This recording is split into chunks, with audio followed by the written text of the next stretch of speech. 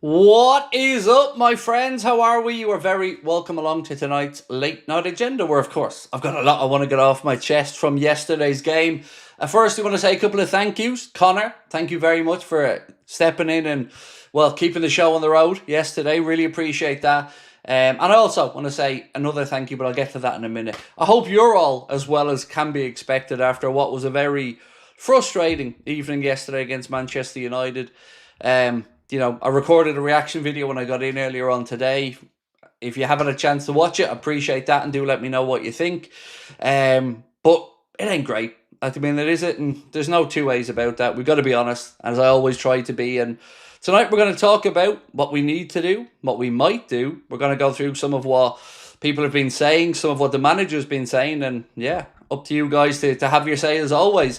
Now, I promised Charlie that I was going to give him a shout out at the start tonight. I was lucky enough to meet Charlie after my show last night. The highlight of the night for me, if I'm being honest. What a wonderful family, and it was an absolute pleasure to meet Charlie. And he asked me to give him a shout out today at the start of the stream, and I promised him that I wouldn't forget. So Charlie, if you're watching, my man, thank you for coming to the show. Appreciate you, and I hope you're well. So right, ladies and gents, we do have a lot to get through tonight. But I also made another promise. Sorry, I'm waffling a bit here, but I made another promise to Liverpool Football Club, believe it or not. So we were in the lounge yesterday at the game. We were in the Sevens lounge, which was, by the way, incredible. The staff were all absolutely phenomenal. And this has been echoed by many people I've spoken to about it. They couldn't do enough for you in there. They were such nice people. They looked after everybody in there really well. And on the way out, somebody recognised me from the Liverpool hospitality team. One of the guys who was suited and booted, and he said, "You're going to be angry tonight, aren't you, after the game?" And I said, "I probably will." But then I said to him, "Look, we had a great day here today, and I wanted to say thank you to all the staff." And he said, "Well, make sure you say it on your stream." And I promised them that I would, because truly the staff were exceptional, and they represented our club amazingly proud and made everybody that was there feel so welcome. So if you ever are thinking of a hospitality package at Anfield and it's your thing, I certainly recommend the Sevens Lounge, because the result wasn't the one that we wanted, but I could not speak highly enough of the staff and the way they looked after everybody in there. Don, how are we, sir? Hi, Craig. Disappointing results. I think we need to drop Salah and create a two up top system with Hugo and Isak.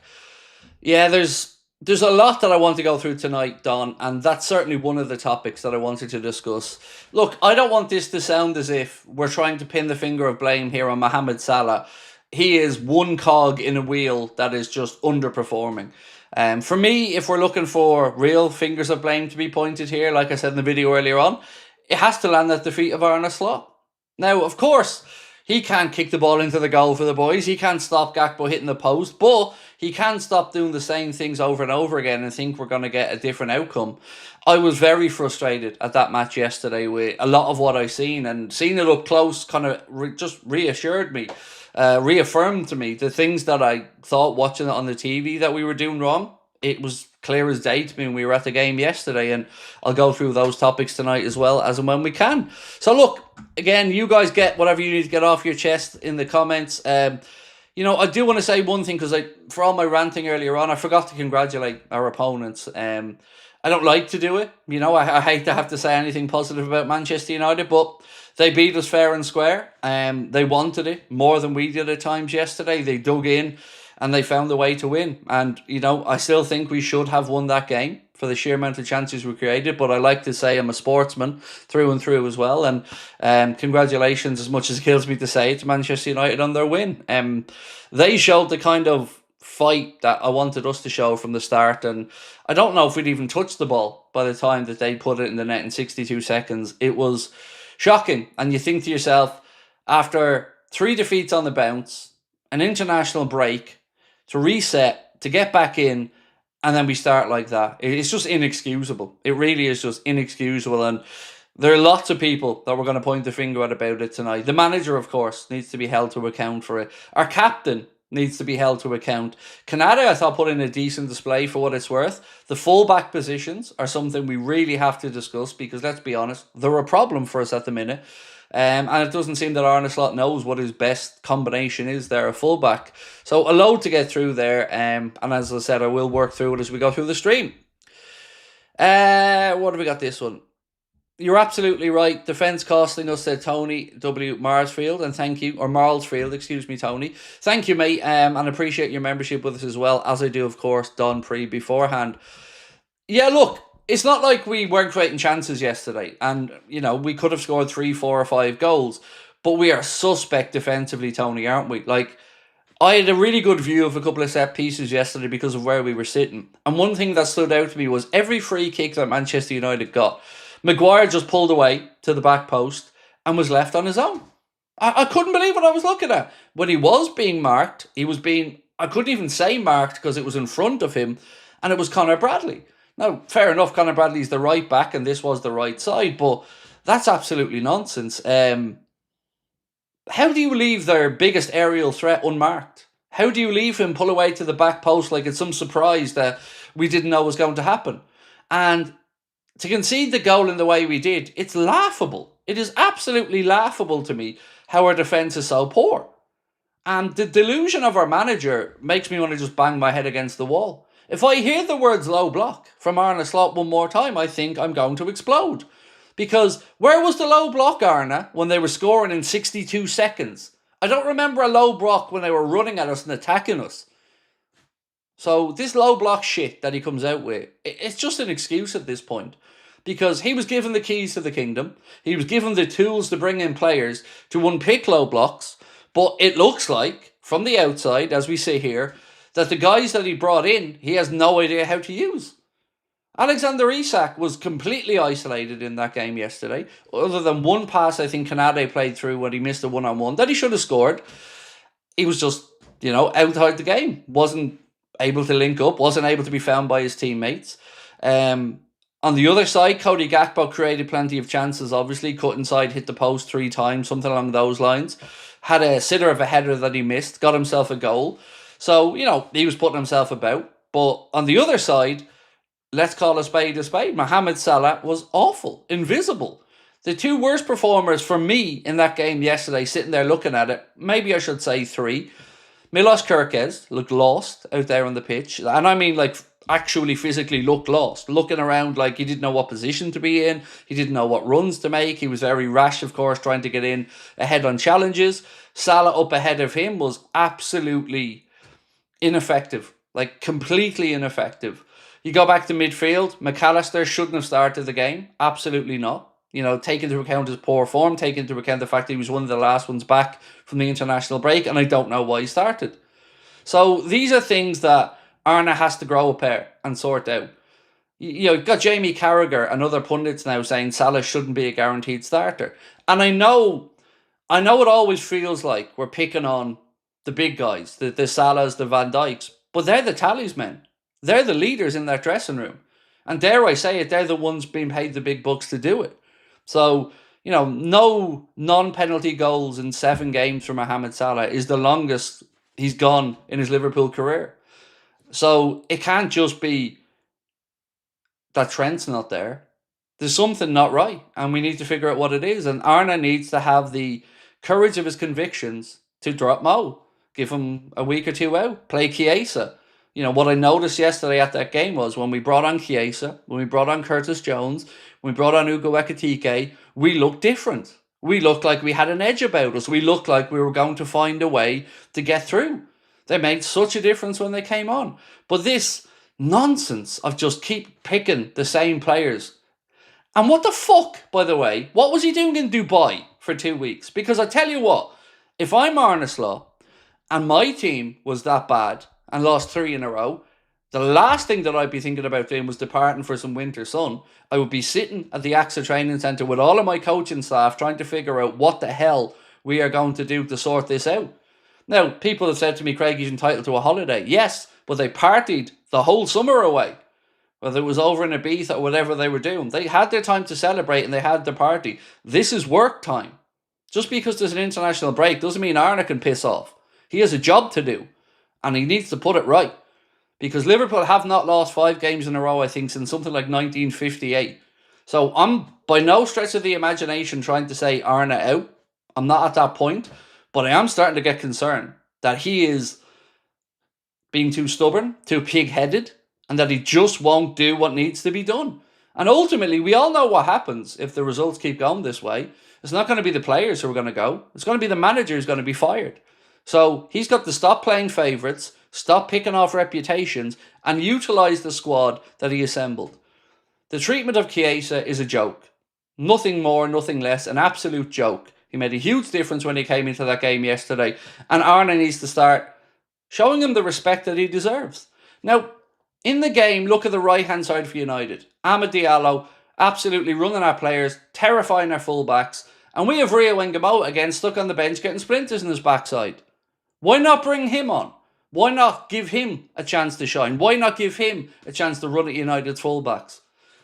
There's a lot I wanted to get off my chest, and it was even worse seeing it in person than it is looking at it on the television, because I could just follow players for a couple of minutes and you could just see it's just not right. The whole thing feels off. The back line, why are we moving it side to side? What the fuck is this Van Dijk pointing here, there and everywhere? It's too slow. It's too predictable. And to have our manager complain about a low block when he's given them more time to reset by this stupidity of constantly going backwards. How many throw-ins from the halfway line go back to our keeper? It's an absolute piss take. And this is no style of football. This is a nothing style of football. It is neither attacking nor defensive. It is just devoid of anything. And the players, most importantly, don't look like they have a clue what they're doing. And that's not down to them, because we know the calibre of the players. It's down to Arne's tactics. And he's got to sort it out. Hossam, how are we, sir? Said, hi Craig, flew in from Saudi to watch the team. After 3 losses, I expected a strong reaction, but there was no plan, no heart, no fight, absolutely gutted. So that was, for me, Hossam, I hope you enjoyed your trip, sir. Nonetheless, I know it was not the result we wanted. It was my first time over in 3 years yesterday for the game as well. And everything by the result I really enjoyed. You know, it was lovely meeting everybody there, and it was lovely to be that up and close and seeing it again. And as I said, the lounge experience was great. But you're right, mate. This was going to be either the perfect game for us to return to, or it was going to be a nightmare. And it's turned into a nightmare. Because if they couldn't get themselves up to start that game quickly yesterday, what hope have we got? Because United started that game like they wanted to prove a point, not us. So, mate, yeah, I'm sorry that your trip didn't go as you would have liked it to come over, but you're not wrong in what you're saying, dude. Camel Deep, how are you, sir? Always lovely to see you. Said, drop Cody and Mo, play Isak and Wirtz, old midfield. So for what it's worth, I've been critical of Cody Gakpo, and I was even critical last night at the show. But he did create plenty of chances. He just didn't take them. You know, and the one that really stood out to me, look, hitting the post is unfortunate, doing it twice is unfortunate, doing it 3 times is really unfortunate. But that header from about 6 yards out when we were chasing the game, you got to be putting those away. But, you know, if I was to drop players from yesterday, you know, Gakpo probably wouldn't be the first one I'd be talking about in the attack. I don't know what the story is, Camel Deep, with Isak, because he's not getting opportunities. But is he not getting opportunities because of his movement, or is he not getting opportunities because his teammates still don't know how to utilise his services? But there's, look, if I recorded the preview for the Eintracht Frankfurt game already, it's going to be coming out after this stream tonight, and I've changed the way I do it. I've now gone for what he should do, not what I think he's going to do, because it's getting to the point where he doesn't seem to be holding people to account for their performances, and it's just one excuse after another in the media afterwards. Just doesn't seem to be any level of acceptance from Arne. It's saying things like, if you had told me we create this many chances against a team with a low block, I'd have taken it. Would you? How about winning the fucking game, mate? How about that? I don't like excuses. Put your hands up, admit it's your fault, and sort it out. Max Komisky, the Maka injury should have been stopped by the ref. So, I've got to be honest, Max, at the game, I only noticed the Maka situation after the ball had gone into the net. I don't know what Oliver did or didn't see. But you know what really stuck in my throat, Max? Remember when we played Galatasaray the week before the international break? And every time Victor Osimhen went down, whether it was a head injury, a leg injury, an arm injury, the referee was stopping the game. And we complained about it so much. And here we have a textbook stoppage that doesn't happen. Now, it all happened quickly. I think there was like 5-6 seconds from that to United putting the ball in the net. But maybe it should have been stopped. Yes, technically it should have been stopped, but it certainly should have been stopped by our defenders and probably by Georgi Mamardashvili as well. I don't think he covered himself in glory with that. But, I was watching Dermot Gallagher on Ref Watch saying that it was just too quick and that the ref didn't see it. Now, I don't know about the ref not seeing it. I haven't watched it back enough, but from my brief glance, it looked like he was in a position where he may well have fucking seen it. But and also, I don't know why Maka was allowed to carry on. That was another thing that stuck with me because he was down for quite a while and he received extensive treatment and he obviously took a bang to the head because he had to have a bandage around it. I think he should have been taken off as well. Bobby, best part about a tough spell is the comeback. He'll never walk alone. Yeah, but at this point, Bobby, a lot of damage has been done. Now, look, I genuinely am trying to be as fair about this as I can because there are so many things that have changed. We had the loss of Diogo. We've had a right-back change that's obviously affected Salah. We've had a lot of new players come in. But all of that aside, mate, we have turned a 5-point lead over Arsenal into a 4-point deficit over the course of 4 league games. That's just unacceptable on every level. It's just not good enough. This is Liverpool Football Club. And let's not rewrite history. We spoke, all of us in the summer, about what we expected this season. And nobody's saying there isn't going to be turmoil and, a little bit of change. But what really strikes me, Bobby, is that the manager doesn't really seem to know what to do with the new players he brought in. Particularly Wirtz and Isak. You would think that Wirtz is the perfect guy to be sitting in the hole behind the strikers and feeding balls into Isak. But we don't seem to be able to be making that happen or even look close to making it happen. Just so much, mate, that is just winding me up. And I've seen a lot of slot out stuff. Even at the show last night, there was maybe 10% who were slot out. Most of us are thinking it's a sticky point. It's crisis. And he's got a chance to work through it. But somebody asked me a question, and the question was, at what point does it get really worrying? Like, at what point are we talking about him getting sacked? Because it couldn't go on forever. You can't go losing 5, 6, 7. Something has to give. We've got 2 games this week, 2 away games, and it's up to the manager to figure this out. David, how are we, sir? I was wondering, David. I knew you were supposed to travel over, and I didn't think I got a chance to meet you at the show. But let me firstly say, I'm incredibly sorry to hear the passing of your father, mate. You are somebody who I always enjoy interacting with. You're somebody who always has a positive, good word to say. And I know I speak for all of us, David, when we send on our sincere condolences to you and your family, mate. It's never easy to lose a father at any age, at any point in your life. And if you need anything, please feel free to reach out, mate, because I know you do it for me, David. So, sending you love, bro. Joseph, how are we, dude? That Klopp interview was class. Thoughts? I haven't fully had a chance to listen to it all yet because obviously I was away. But I'm looking forward to it, and I appreciate some of the straight talking from Arna as well. In the interview, from the bits I did hear. So, yeah, it's good. It's good to hear the answers to some of the questions that we did have as fans when Klopp was leaving. And let me just dip into the normal chat for a little bit as well. I don't want to just sit here reading super chats non-stop. It's unfair to the rest of the chat. I think Arna has too much options now compared to last season. He has limited changes to make, and now I think he's confused of what change to make, said Jason Clark. Cheyenne said, even if Slot goes, which I'm hoping he doesn't, and the team improves, who would we get in place of him, honestly? Cheyenne, I'm not thinking about the manager being sacked yet. I'm certainly sitting here saying to you, I'm not Slot out, but I am, Slot needs to figure it out, because it can't go on indefinitely. Yeah, I fully understand where you're coming from, and I'd be a liar if I said I even thought about a replacement for him, because I truly haven't. But this is gone from a mini mini problem to starting to get to crisis territory now. We're playing a team on Wednesday who should be perfect for us to get confidence back. You know, you look at some of the results they've had in the Champions League so far this season, and they're not great.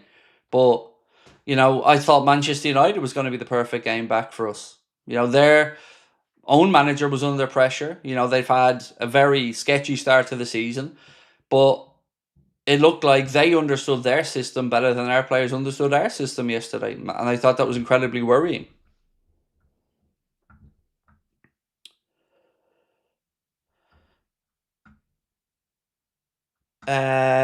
Wasted the Goat one said, need a boost. Everything you have. Said, I agree, with time for them to pull up their socks.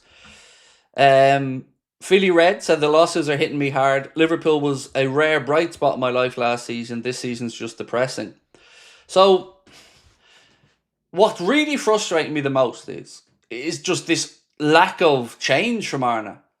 You know, fair enough with a new lot of players coming in, and obviously what happened with Diogo, it might not seem it at times, but I promise you I'm trying to make allowances for it. But you can't keep doing the same thing and expect that you're going to get a different result. And you can't keep making excuses. And Virgil can't keep saying that he's calm about it, because he shouldn't be calm about it. Somebody needs to tell some home truths in that dressing room, and somebody needs to stand up and be counted. Because I keep repeating the same thing. What message does it send to other players if you continue to play underperforming players, and the ones that are coming in and making a difference, like Chiesa, are forever overlooked? I know if I was in that dressing room, I'd be annoyed about it. I know many of our fans are annoyed about it. So, yeah, it's a tough one, because nobody wants to be sitting here saying, Arna, sack Arna. Of course not. But one thing that came up over and over again at the show last night was that people just don't understand what we're trying to do. People haven't got a clue. Like I said, I've been around football 36 years. And I look at the way we play, and I haven't got a clue what the philosophy is. I haven't got a clue what we're trying to achieve. And I definitely don't have a clue why we're moving the ball across the back line so slowly. And when you're playing teams that the manager is moaning about a low block, we're giving them time to reset. We're helping them in their low block because we're going backwards. And this moving jigsaw pieces around by Virgil, it's just nonsense, the whole lot of it. Virgil needs to start getting dirty and getting down and making tackles. Virgil needs to stop putting balls out for throw-ins every 5 minutes when there's a chance to go back to the keeper and keep it in play. The whole thing, we are defensively absolutely shambolic from set pieces. It's beyond the joke at this point that we have two players in Canada and Virgil who are so good aerially, but we're conceding chance after chance from set pieces. And that free header from Maguire, it's unacceptable. And for anybody to say anything else, and I don't want to hear this, you'll never walk alone, if you can't support us when we lose, bollocks, because standards are important. And nobody's saying they don't support the team when they lose, but we're not going to be happy losing either. Nobody from any fan base is going to be happy losing games. And then you look into the amount we've spent this summer and the players that we've brought in. And like I said at the start, it feels like the manager doesn't know what way to use some of these guys. Like, if I said to you now, why was Frimpong brought in? If the answer is to play him at right back, well, he ain't doing that, is he? So what are we doing with Frimpong? Because he's not going to be a Salah replacement.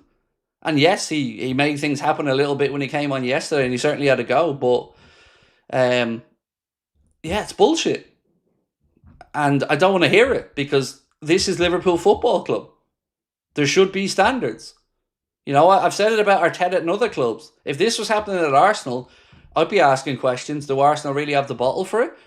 Is their manager going to keep getting away with it? Our manager has been given the keys to the kingdom, given something that no other manager in my lifetime has been given with the financial backing he's had this summer. And we haven't just stalled, we've gone backwards. And that is concerning.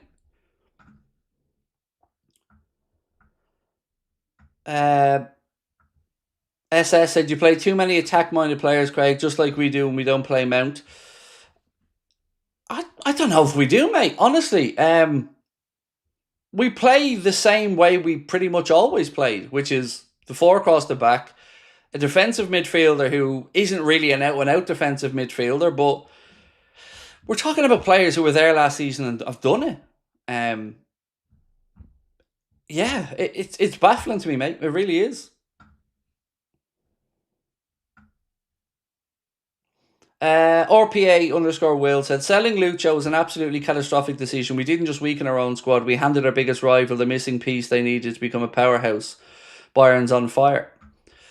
So I don't know what went on with Luis Diaz. You know, it always felt like he was angling for move away, and it always felt like Liverpool didn't want to get to a number that would have kept them.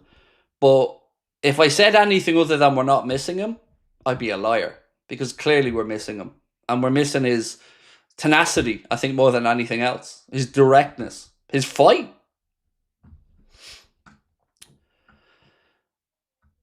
Stevie Boy said, elephant in the room is Slot. Unless he changes the system, dropping Salah won't make a difference.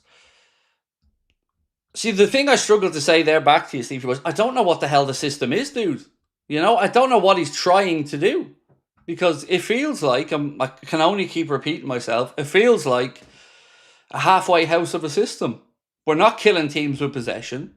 We're not counter-attacking teams properly. We're not going at teams. We're not running at teams. We're not pressing the hell out of teams. What are we doing? You know, it's if it was something as simple as we were attacking too much and we were overcommitting all the time and we were being caught out, you think to yourself, okay. Yeah. Gick just said, safe for now, plastic. Go fuck yourself, gobshite. Who the fuck do you think you are? I don't even know you, you little fucking arsehole. Calling us a plastic. Go fuck yourself. How about that for a bit of plastic, asshole? So, I could easily call you a sheep. You know? Because are you one of these happy clappers that just sits there and goes, yes, everything's great. This is lovely. I love spending money on my season ticket to sit here and watch this fucking dross. I love seeing a manager who just refuses to change his ways. Does that make us plastic for having standards? Because you don't win shit without standards, mate. But it's people like you who've probably never been on a football pitch or stepped into any dressing room or been around any type of sporting success that just goes on with this shit. Get over yourself. It's ridiculous. Tony said, welcome back, Craig. Defence costing us, midfield costing us, attack getting no service. Hugo, Isak and Fede should be up front.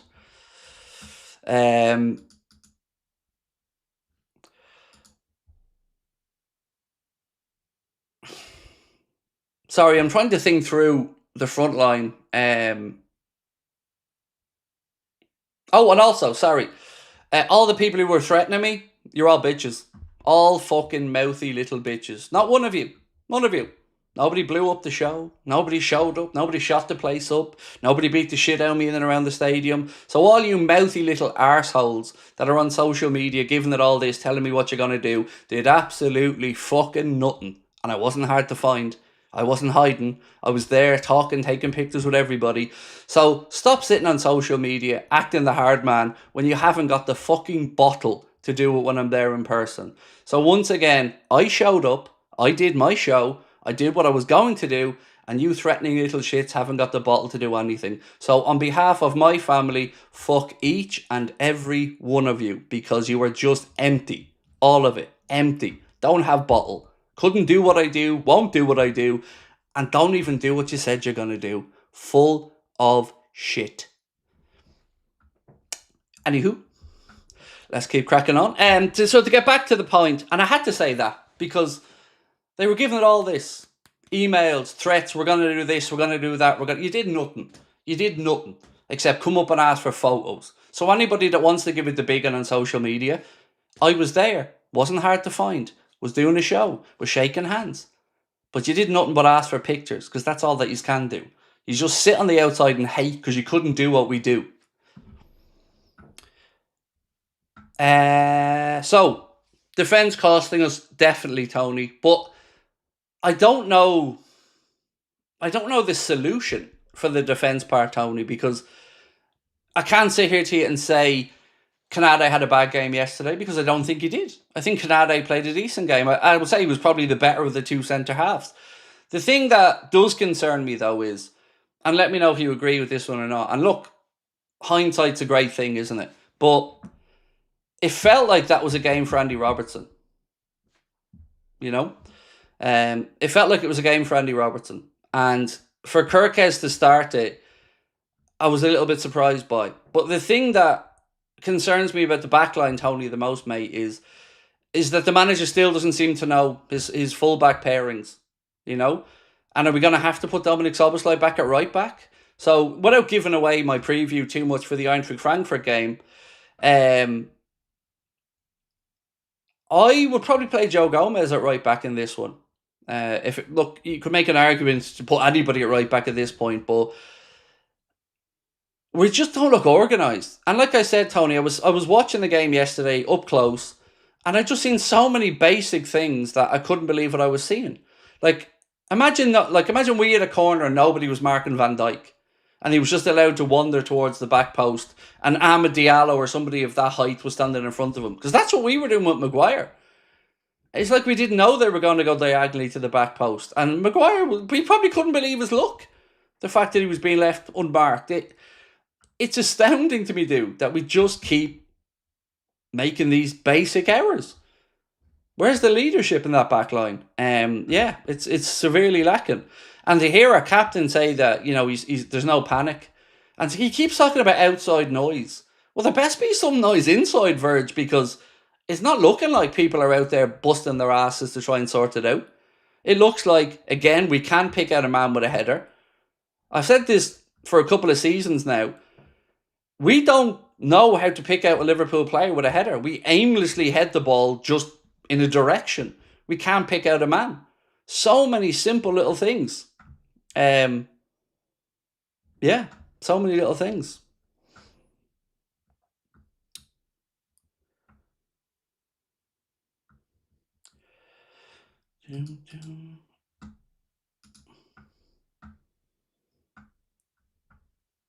Billiton, you little bitch. Plastic is nobody, because people like you, who've probably actually never been to a game of football in your life, bitch, you sit there trying to judge everybody else. And I know you're trying to bait me into a reaction, but this plastic thing is hilarious. Because I promise you, I know more about Liverpool Football Club than you'll ever know. I promise you that I care more about the football club than you ever will. But all people like you have, dude, is the ability to try and shit on other people because you're feeling pain. So I feel sorry for you, because you get up every day, live your little loser life, go online and try to hate on people because you're so miserable. It's transparent, buddy. I've been doing this long enough. I can see through it. So plastic me all you want, but you're looking at the plastic most watched Liverpool fan on the motherfucking planet, bar none. So plastic that, bitch. Callum, I was at the show last night, and I'm a local lad. Seeing all the cultures you brought together yesterday shows what an ambassador to the club you are. Thank you, Callum. One, mate, I appreciate you coming out. Thank you. And yeah, I loved it as well. I was only saying to my wife a while ago that, to look out last night and see so many different age groups. I had a gentleman come up to me who was in his late 70s. We got younger people there. I had mums coming up talking to me about the influence I've had on their kids as a good influence. I always apologise for the swearing because, I do swear a lot. But yeah, man, it was wonderful, Callum. And I'm very grateful to you for coming out, my man. Thank you. I hope you enjoyed it. John Irving said, love that last night was a great one. Have also the same feelings towards Anfield staff, as I said to you on Friday, about slotting tactics, including playing left to right. The man needs to stop seriously supporting dead weight and grow some balls. So, a lot to unpack there, John. The staff, I cannot speak highly enough of. I know they work in hospitality, but, they really went out of their way to make everybody in there. Because I was in a pretty good position that I could kind of see the whole room, and I could see the staff, and they were just putting smiles on everyone's faces. Honestly, they represent our club amazingly well to people who come from all different parts of the world. The welcome, the friendliness, and the hospitality on show from all the staff, all around the stadium. They're a credit to us. They're a credit to our club. And everyone I've spoken to since about it, who's been as well, has had a similar good bit of feedback. So yeah, the whole thing was incredible, man. The result wasn't what it was, but it was a day I'll always remember. It was special. And on Slot, look, you can't keep doing the same things and expecting a different result, can you, John? He needs to start dropping players on reputation because, I keep coming back and saying this, that it just sends the wrong message to me, mate. It just sends the wrong message that you're rewarding players who aren't performing and undermining players who, want to make a difference, like Chiesa, who has made a difference at every opportunity he's been given this season and still can't get a start. It must be really frustrating for him. And like Rio Engamoa, are we even allowed to call him one of the 6 forwards at this point? Because he just doesn't want to use them. So we're at a point again where we've got 4 forwards, but we're talking about having 6, but 2 of them aren't being used. So we're again hamstringing ourselves.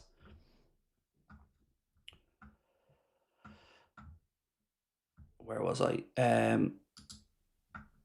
Rafa said, "Hey Craig, welcome back. That game gave me anxiety." So here's the weird thing about the game. And again, maybe you agree, maybe you don't. Appreciate your feedback. I don't think it was actually an awful performance from the point of view that we did create a lot. But you can't just create a lot and not take your chances. And for as little as Manchester United did attack us, they had a lot of joy. Like Bruno had a chance he probably should have scored. So I'm just so frustrated. I'm so frustrated because that game, like 62 seconds in, and I'm sitting there looking at the ball in the back of the net going, that's the start, is it? That's the start after 3 losses and 2 weeks to figure it out. Against Manchester United, a team that hadn't won at Anfield in 9 years, a team that had their own issues, but they looked more together in the moments. They looked more determined than our boys did. And that to me was a worrying sign.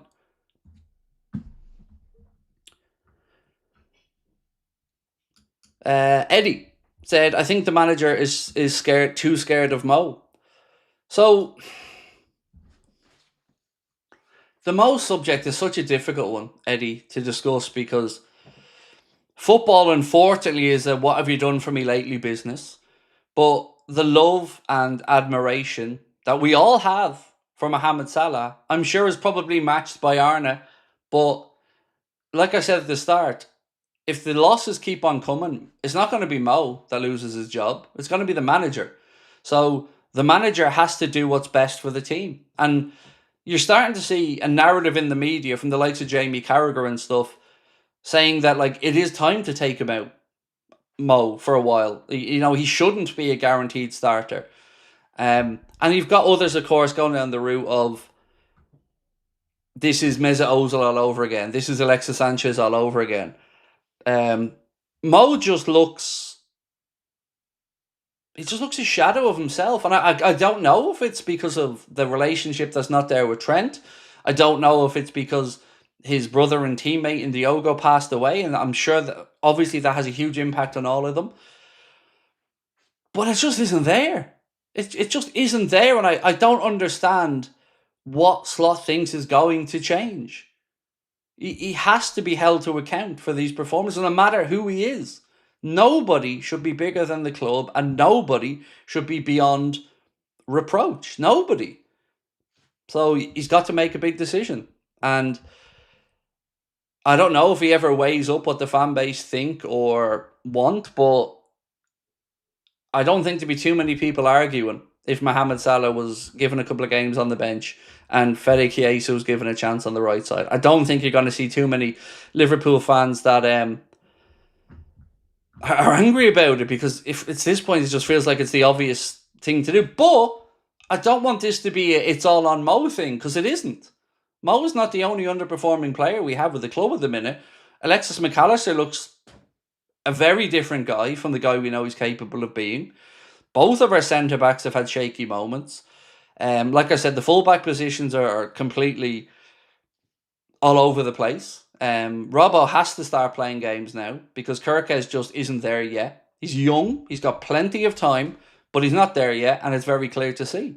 So if Slot doesn't start doing this, the pressure's only going to mount, and it's just going to get worse and worse and worse.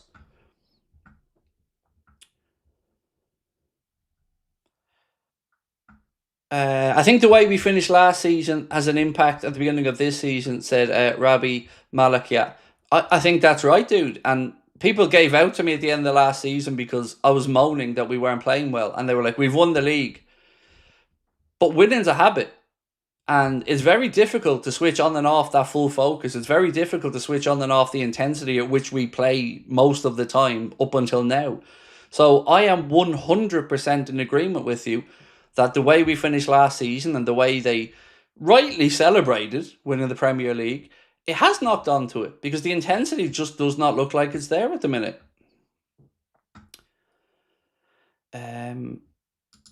Marcus, how are we, sir?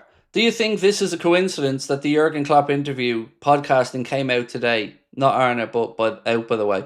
No, it's not a coincidence because I knew it was coming out today. Because I said this just before we went away. Connor had reached out to Stephen Bartlett, who did the Diary of the CEO podcast, and it was always coming out Monday because he was kind enough to give us early release to it so we could have a listen to it and, you know, talk about what was said in it. And I haven't had a chance to listen to it all yet. But no, it was always planned to come out today. So it definitely was not, there was nothing snide about that or anything. It was planned to go out today. Daydreaming said, like with Ronaldo, Rooney and others, maybe as he gets older, perhaps the wing is not the place for Salah. Start easing him into a different position. I've nothing bad to say about that comment. I spoke about it last year as well. And like you've rightly said, most of these guys reinvented themselves. Ronaldo became a striker. Messi sat a little bit deeper at times. I think the problem we have with the idea of doing that now, daydreaming, is we've just brought in two number 9s, in Ugo Ekitike and Alexander Isak. So where do you play Mo if you're to move him off the wing? Because you're not going to push out one or two of those guys, really, are you? At this point, with the money especially spent on the likes of Isak, what, 125, 130 million, and then the money on Ekitike as well. So, you know, it may have been an option before we invested again in the centre forward position, but right now I just don't know where would we play him to get him into the team to, as you said, maybe get him closer to goal, because used to say he wasn't getting involved enough and we weren't getting him. Now he's just missing chances. And look, he's human. And I keep coming back to the Diogo tragedy because it would be completely unfair of me not to say that this, of course, is something that I'm sure has hurt these guys a lot and is impacting them still, and that's okay. But this is why it's more important that the manager makes the tough decisions and takes it out of their hands, because the manager has to be the one that makes it tick. He has to be the one that makes these tough calls. That's why he's paid the big bucks. Sonder said, been shite since 2025. It's about 10 months now. Season is over. Why not get the new coach in and have him ready to go next year? So the season being over thing is, I mean, it's a bit over the top. Now, I'm not saying severe damage hasn't been done, mate, because, you know, I think we're not winning the league at this point, the way things are. But I do hold out hope that perhaps we can get our shit together for, you know, the latter part of the Champions League, like Paris Saint-Germain did previously. So I'm not ruling that out yet. And I'm not slot out yet. I think it's unfair, and I think there is extenuating circumstances to some degree. But I don't understand why he's not going back to stuff that did work. And he keeps talking about, like he said, United didn't play Sesko and that they played him in every other game, as if that has anything to do with anything. If United played Sesko or not, tough shit.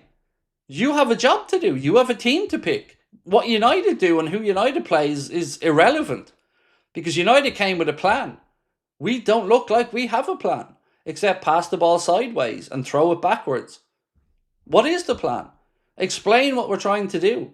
I'm sorry, I'm addressing Arna here, by the way, not you. There doesn't look to be one. It just looks, it's just one excuse after another now, and it's bordering on delusion at this point. So let me read through some of what the managers had to say, and we'll get back into some of the comments again in a second. So, he said, About Gravenberch, I took him off because he twisted his ankle. Is he an injury concern? We'll have to wait and see tomorrow. We have to play again in 3 days. So fingers crossed that that Ryan is okay. So I'm going through some of the Klopp quotes here as well. I want to just take you through some of what Arne said. So about Florian Wirtz, he said he has to play and he's played a lot because he come from a different league and played so many games. Is that an older one actually? Hang on. I think that's an older quote I read. Where's the ones from Arne? So, Footy Insider have said there are no suggestions that Arne Slot's job could come under immediate pressure anytime soon. That, whenever you hear a manager being backed publicly like that, it's almost a counterproductive thing because, we've heard lots of times that managers aren't under pressure, but then they are. So, XG Philosophy posted something that is really... In one way, it's worrying, and another way, maybe a bit less so. But from our last 4 games, we've had an XG of 9.53 in those last 4 games. But we've scored 3 goals. 3 goals out of 9.5 goals that they reckon we should have scored. So you can look at that in 2 ways. We're creating chances that we're not taking, or we're just being shit in front of goal. I suppose you're a half glass empty or a half glass full kind of person. Results are what matter in football, and we didn't. People said to me, Cody hit the post 3 times, he was unlucky. Yeah, but didn't score. Oh, well, he did score, but he didn't score these chances. So unlucky or not, we can't keep saying everything's unlucky. Unlucky against Chelsea, unlucky against Galatasaray, unlucky against United. We have to look inward.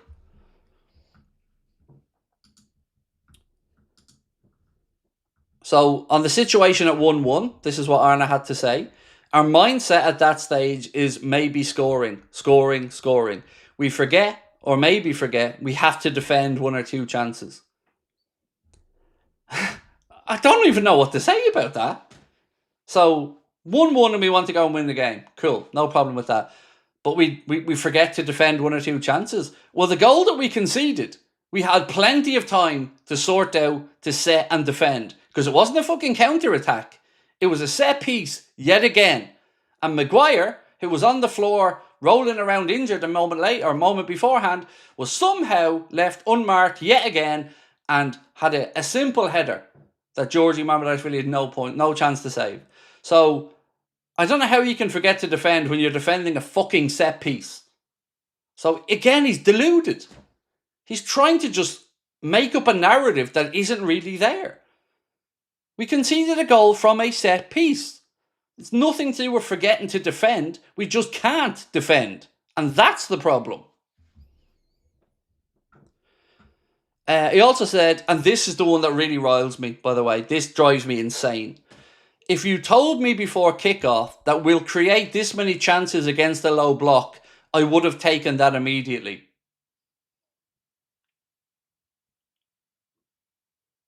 What do you say to that? How about win the fucking game? How about not conceding in 62 seconds and then bitching about a low block? You were given the tools to unpick the low block. You were given Florian Wirtz, Ekitike, Isak, 2 pacey fullbacks. So this low block argument, as Liverpool fans, we're sick of hearing it. Because we heard it from Klopp for a while. And at least with Klopp, you're thinking, well, he's not really getting as many signings as maybe we would have liked. But Arne's been given the signings. And to be fair, it looks like he hasn't got a clue what he needs to do with them. Or how to utilise them. Like, the biggest one that stands out is Isak. You've all watched the games. It looks like they don't know how to get the ball to him. You can't have a centre forward scoring goals if he's not getting the ball. You bring in Wirtz to tell him he's the number 10. And then you just drop him on the bench again and play McAllister, who's been absolutely horrendous and was the latest one back from the international break. It's just excuse after excuse. And I'm sorry, but I just don't have time for excuses. Solutions. Honesty. Delusion isn't going to get us out of this.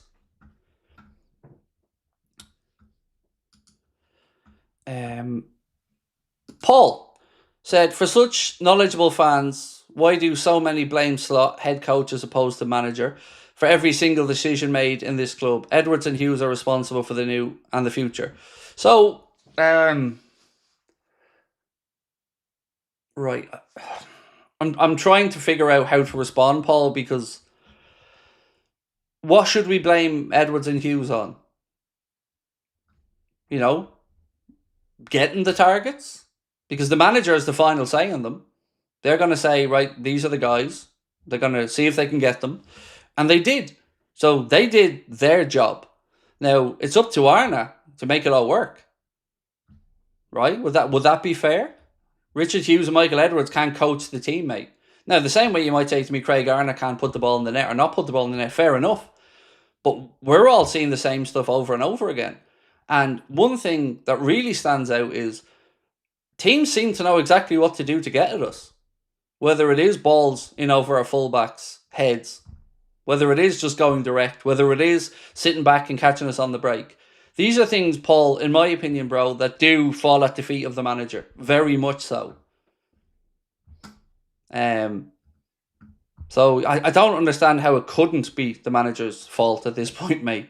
You know, I think it's a stretch to try to look towards Hughes and Edwards on this one when it's clearly down to the manager to get things working.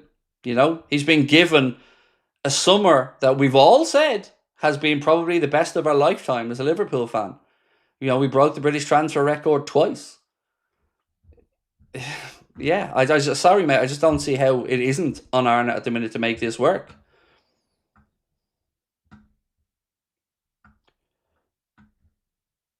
Johnny Rico said players miss chances more often when things aren't right behind the scenes. I don't know, mate, but something feels like the confidence is gone at this point. And again, we're creating chances. So even if we just for a second just switch off about the attack and just focus on the midfield and the defense, that's where we have problems. Because okay, that XG said we should have scored 9.5 goals in the last 4 games, and we scored 3. So, you know, you can say, well, we're creating, but it's conceding so many. Like, what have Arsenal conceded this season? 4 in the league all season? That's the type of defence that will win you a league. So we've somehow taken a defence that was very good and gone backwards. We've given Gravenberch, his words, by the way, not mine, more license to get forward, but he's our DM. So surely somebody needs to sit in front of that centre-back pairing and shield that defence. And again, we bring in a number 10 in Wirtz and we don't seem to know how to utilise a number 10. There's just so many things that wind me up and they just seem like obvious fixes.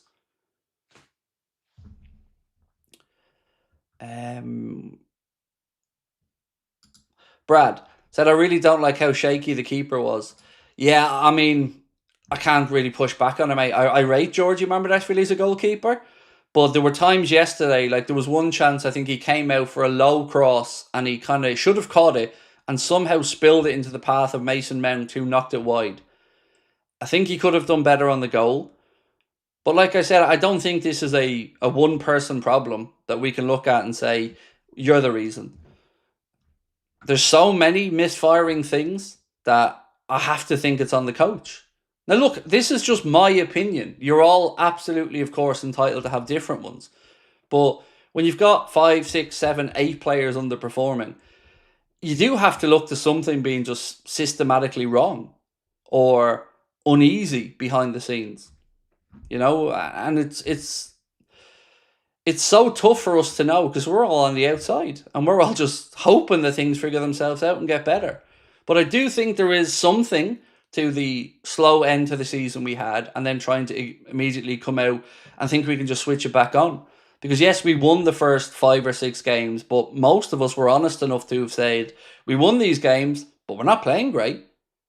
And we still haven't put together a good hour of football yet in a game. And we're now, 10, 11 games into a season. It's concerning.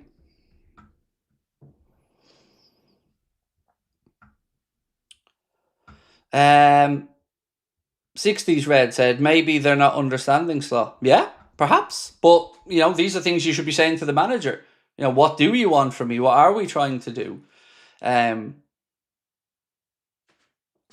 it feels like if you're going to be as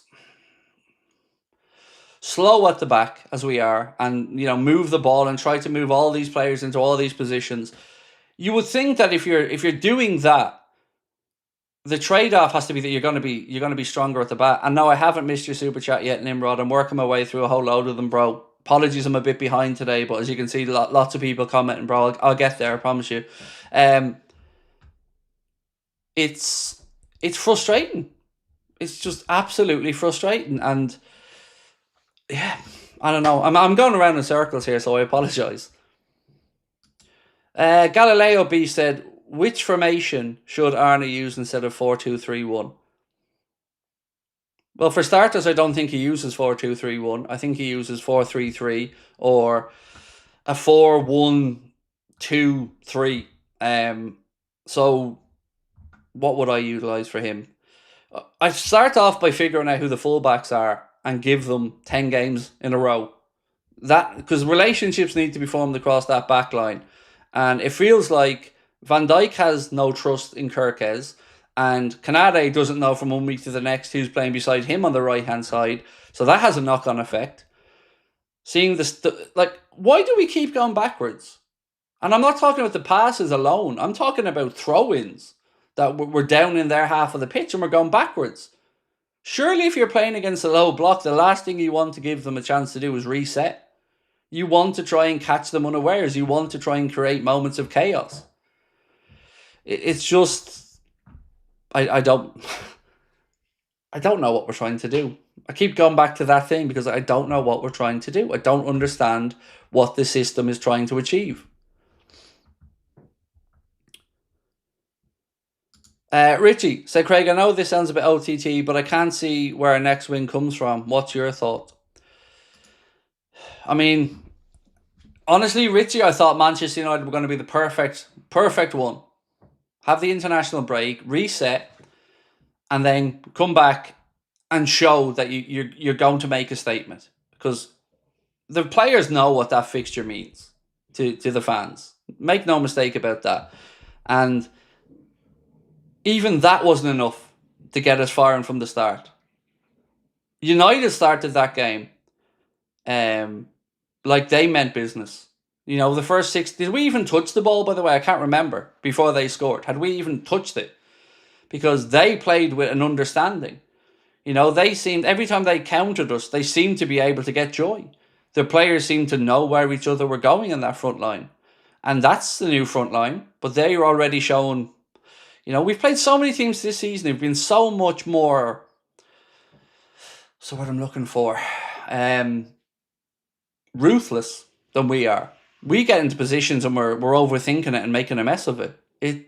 If we can't beat Frankfurt on Wednesday, who have not had a great start to the season, fuck me, that's worrying. And then we've got Brentford away at 8 o'clock on Saturday, so it's another huge week. The one thing that just keeps coming into my mind is, how do you go from being 5 points clear of Arsenal to now being 4 points behind in a matter of 4 games? That in itself is absolutely astounding. Even Manchester City now have caught back up. We could be, if Spurs had won, I think we might have been 6th at the minute. We're now 4th, if I'm not mistaken. Yeah. So where does the next win come from? Well, put it this way. The preview is one of the few games where I've been honest and said, how can I sit here with any type of confidence and say we're going to win this game? I can't. Because I don't know what the hell's going to happen. So, yeah, the preview is coming out after the stream, so I hope you guys have a watch of it and let me know what you think. But I don't know where the next win's coming from, mate, but I know it should be on Wednesday. But, like I said, what Liverpool's going to show up, I've no idea. Virgil said, hey Craig, we're absolutely atrocious. Salah is really bad. Canade is running like a headless chicken. Just not good enough. And David, take care, brother. Appreciate that last part, Virgil. Very kind of you, and I'm sure David does as well. I thought Canade yesterday was decent enough. He wasn't the problem to me anyway. the problems seem to come certainly from Milos Kerkez, who looks lost, and he's 21 or 22 and he's at a new club. So, like I said, I'm never judging players or writing them off in the first year of a new move, but it is disconcerting how confused he actually looks out there. Like, should I go? Should I stay? And he sometimes caught in a halfway house. And how are we constantly getting attacked in our fullback positions when it's not like we're seeing our fullbacks contributing going forward? This is what, would we lose much if the fullbacks were sitting back now? Because what are we gaining from them leaving the space in behind? Nothing, except when we turn over possession, which we are doing quite a bit, other teams know exactly what to do. Ping that ball straight in over the fullbacks into their position and chase it down.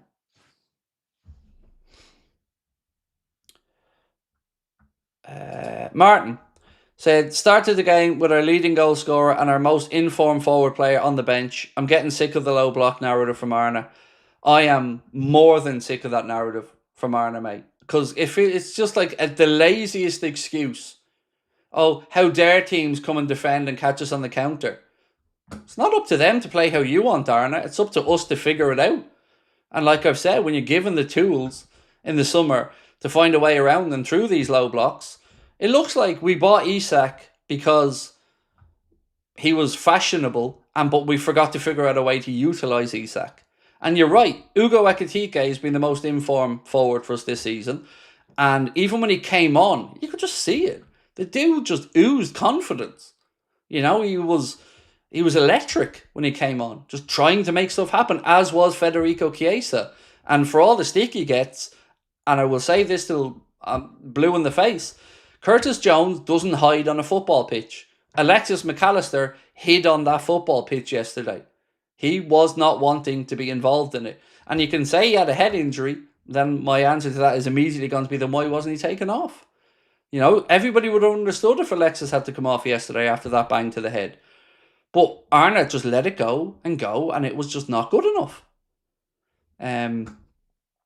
So yeah, like I said, we look better when Ekitike came on. We look better when Chiesa came on. We look better when Jones came on. But the manager needs to realise that we can be doing that for 90 minutes if you just play these guys. How many of us would like to see some variation of Chiesa on the right, Ekitike on the left, and Isak through the middle? Or Ekitike through the middle, Gakpo on the left, and Chiesa on the right? I'm sure most of us would have some variation of that we think should be happening right now. And we might as well have loaned out Rio Engamoa because, again, the manager isn't giving him a chance. So many times we've had a game we're trailing or need something in, and we've got somebody who can run at people because we don't have enough pace in attack. But we do have a youngster there who we all know is going to be a superstar. He has a huge moment at the start of the season against Newcastle, and then he's just absolutely ignored again. How was he not brought off the bench yesterday? How was Salah not dragged off the pitch 55, 60 minutes? It's just laughable because these are things that every single one of us would do, and we would be right to do it.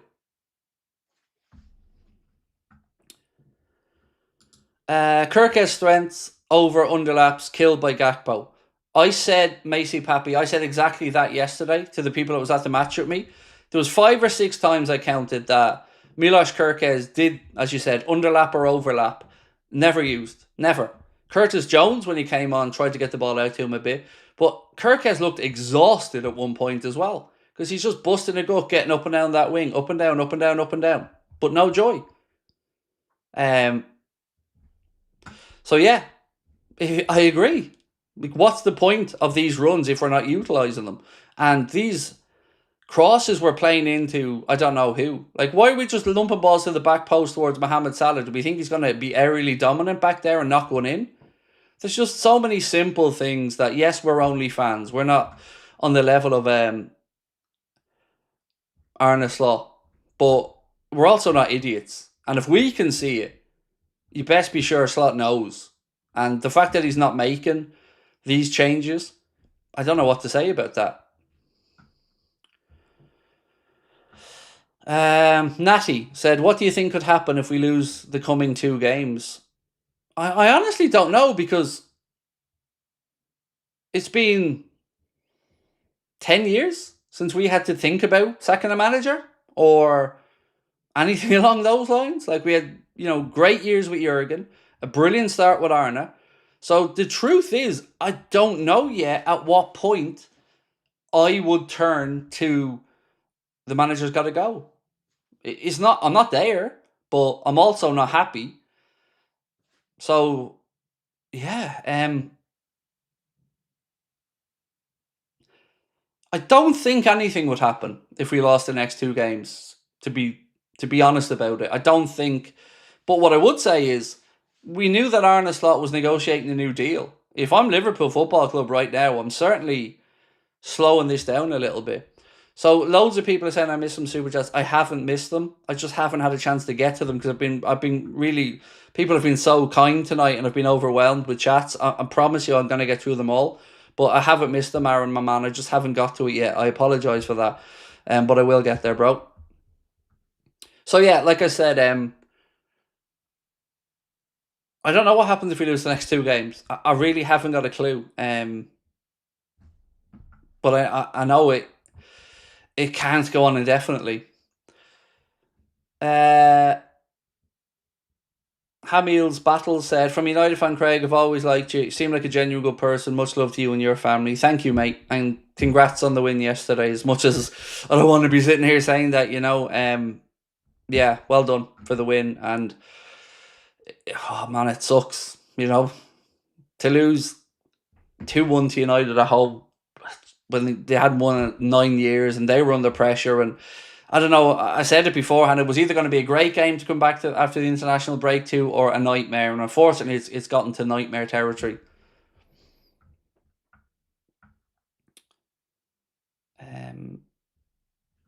Red said, makes me wonder what they do in training. Yeah. Like, how can we be so bad at set pieces? How? Like, so bad.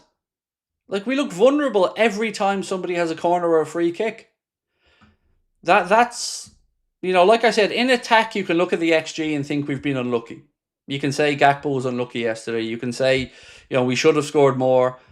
But ultimately, every time we are countered, or every time people run at us, it just seems too easy to get straight through the middle of our team. Sonder said, when we are down, Slot subs on all the attacking talent and hopes for the best. It's like a gambling addict from illusion trying to go bigger and bigger. It's absolutely Eric Ten Hag. That's what it is. Because I slagged Ten Hag off for that over and over again. He was losing, it wasn't going his way, and he just starts emptying the bench of any attacking talent and hoping for chaos and madness and lumping Maguire up top. That happens when you don't have a plan that's working. And like you said, when you are desperate. And it is like a gambler who, just wants to keep going till they win. But there's only one person that might get fired in all of this, and it ain't the players. It's the manager's one whose job is going to be at risk at some point. The players are going to be there or thereabouts. And the fact, I want to ask, well, I haven't had a poll yet tonight, so I'm going to ask one poll question.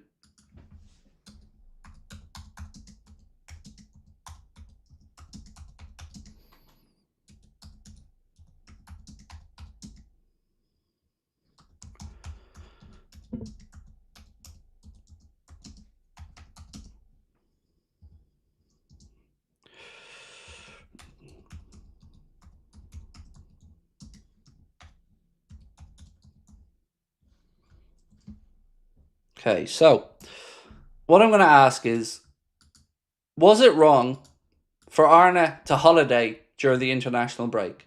Yes or no? For me, it is absolutely astonishing that he did it. I didn't even know it until yesterday. And to me, it feels like a piss take to know that our manager fucks off in the middle of October's international break to get some warm weather when we're a shambles. is not right. He should be at the AXA with all of his coaches, and they should be turning every stone over and leaving nothing to chance. I don't know what. I couldn't go on holiday in his position. I couldn't go away from it. It would haunt me that this was happening and I was in charge. Going away would be the last thing on my mind. Sorting it out would be what was on my mind. So I know everybody's entitled to a break, blah, blah, blah, but he had a big break. They had a summer, and they partied, and they celebrated, like they should. They deserve to.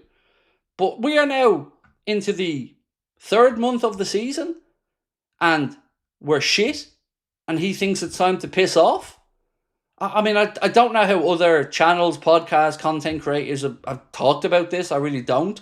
But for me, it's disgraceful that he even contemplated going away, let alone did it.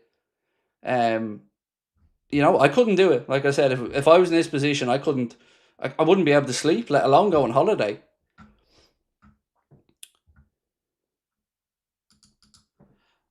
Jacko said, do you think Slot became complacent? Vibes are off. Don't know. It's tough to know from the outside if someone's become complacent or not. But what I'm not seeing, Jacko, is an acceptance that it isn't good enough, or an anger that these players aren't performing the way he wants. I just hear excuses, and I have no time for excuses. Excuses are just that.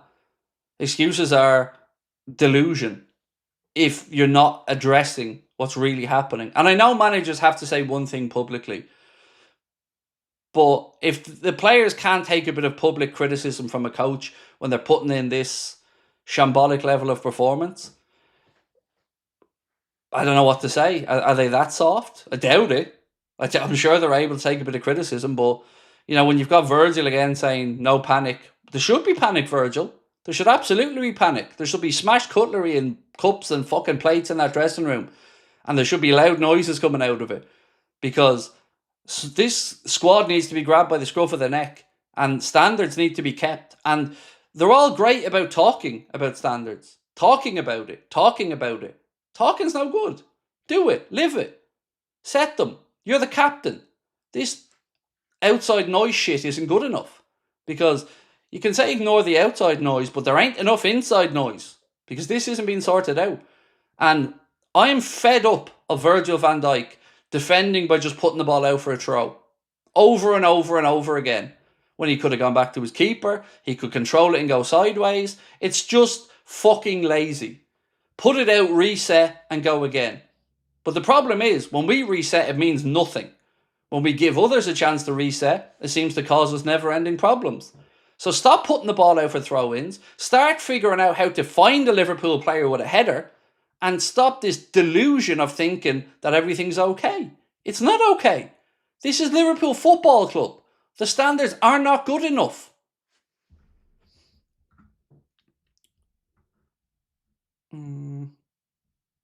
This one.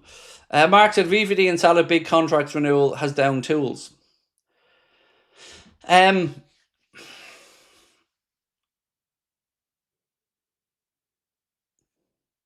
It's really difficult to not kind of say you've got something of a point. But what I can say to you is, from the time we've known Virgil and Mo and what they've done at the club, I don't think downing tools is in their vocabulary. I don't think it's a conscious decision to half-arse it. It's just my opinion on it. Because if I could say to you, like, there's one guy in world football who I don't think would get a big contract and just stop trying, it would be Mo. And I'm not accusing him of not trying. But what I am saying is, he's just not been good enough. And, we have to start accepting these things. And I'm not saying he's finished, because, I don't think he is finished. His form last season showed us that he's not finished. So we do have the heartbreak they've suffered. We do have...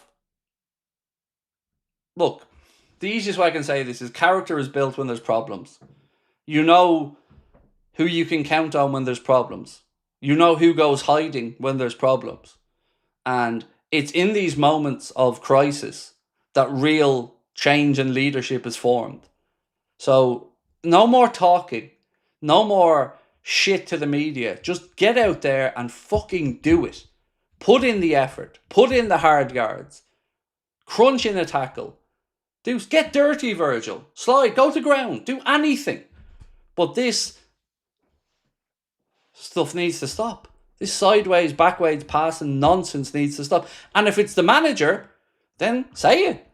Say, we're under instruction. This is what we're doing. Because I can't believe any coach in the world is saying, yeah, get the ball, lads, on the halfway line, go backwards, and then spend 2 minutes going left to right, then run forward a little bit, then be faced with an opponent, then turn around again, go back again, and rinse and repeat. And then we can go inside and cry about a low block. Well, you're helping them with their low block by giving them that time to reset. Because the few times we do get into good positions, the few times we do catch teams out of position, we're then helping them defend. It is insanity. Where was I at? I was on the game and can't believe what I saw. I'm on for a Palace. I'm worried. So I was at the game as well. And like you, I was very worried at what I saw. Especially with the three people that I was most concerned about was Kirkes, Salah and Isak. But for different reasons.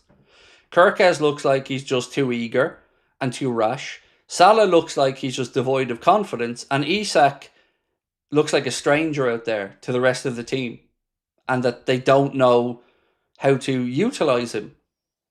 And like somebody said earlier on, and then you've got Hugo Ekitike, who has been the hot hand, who has been scoring, who does look like he at least understands what's required of him. And he was on the bench. I'm dumbfounded.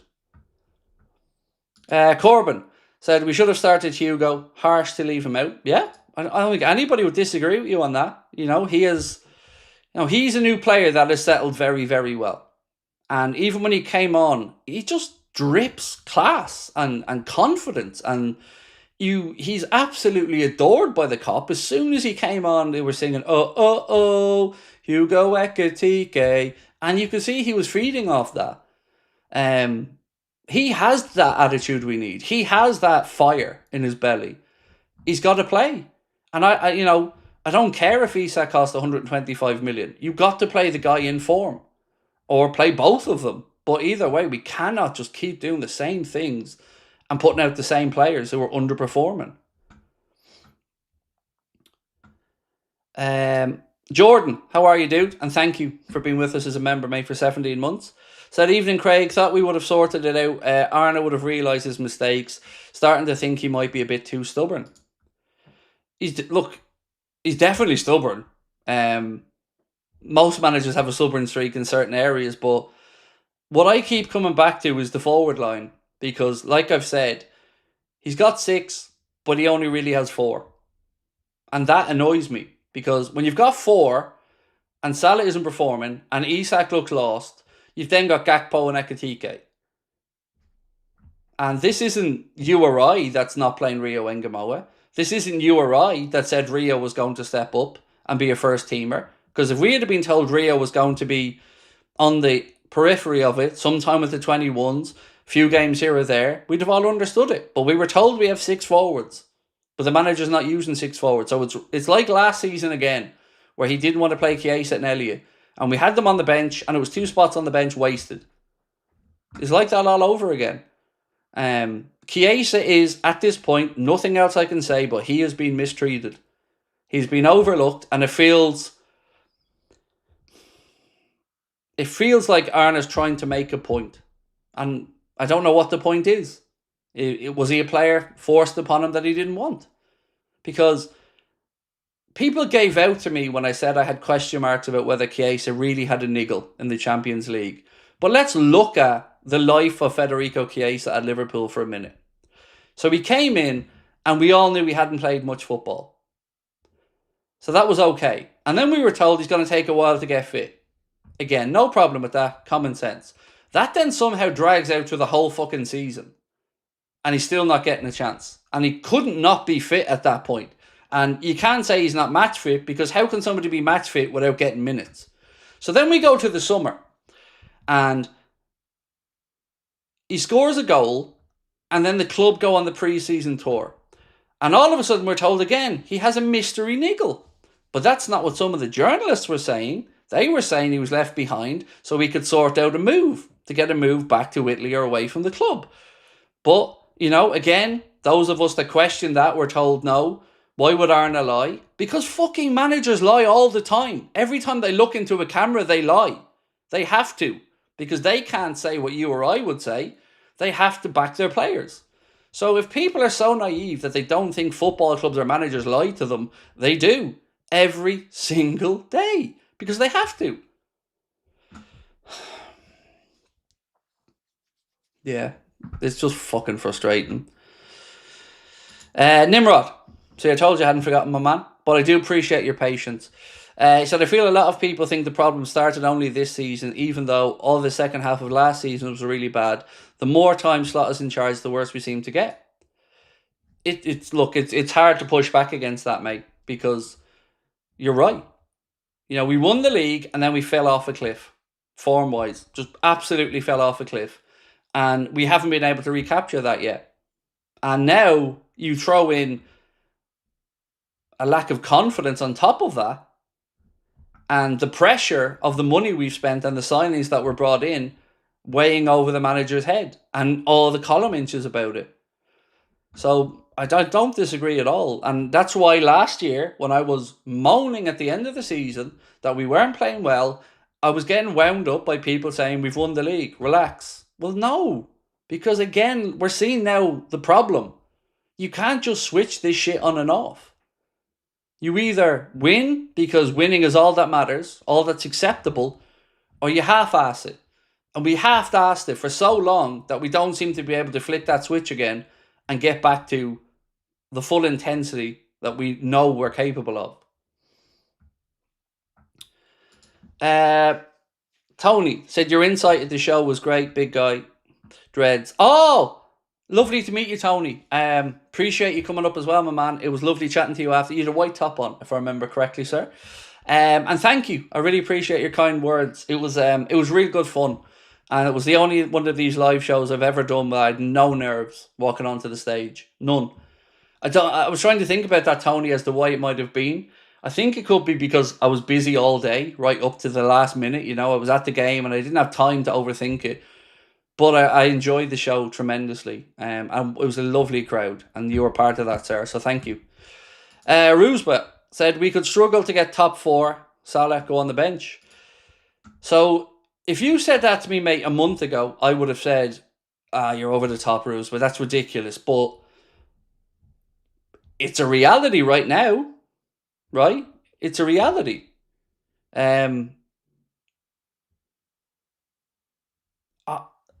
It's hard for me to sit here and say with confidence that anything is going to happen, because it's a wing and a prayer at this point as a fan. You're hopeful, but are you confident? Like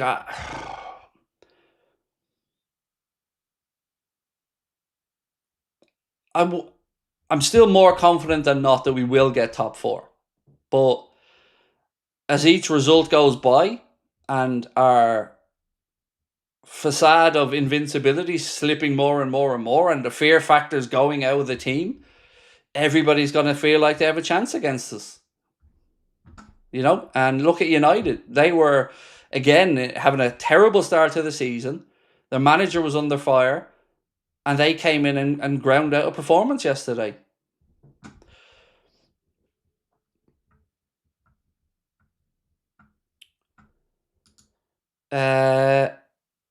Sack Slot and bring Jurgen back.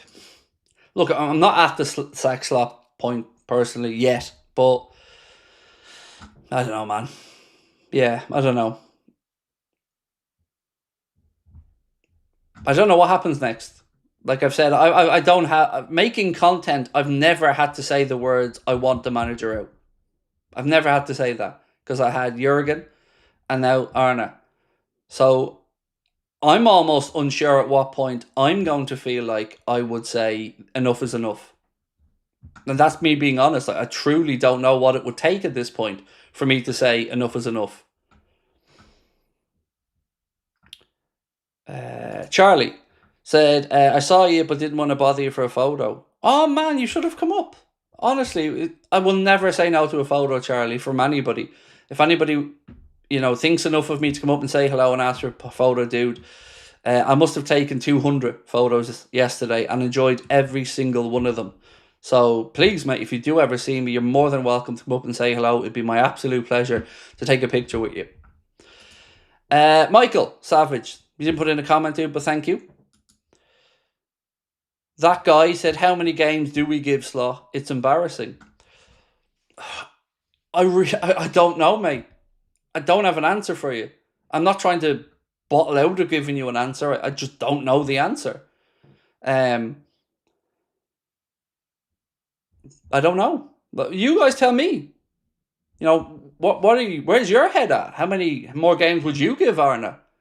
Because I'm being honest and saying I don't know what it'll take for me to turn around and say he needs to go. Because I've never had to say that.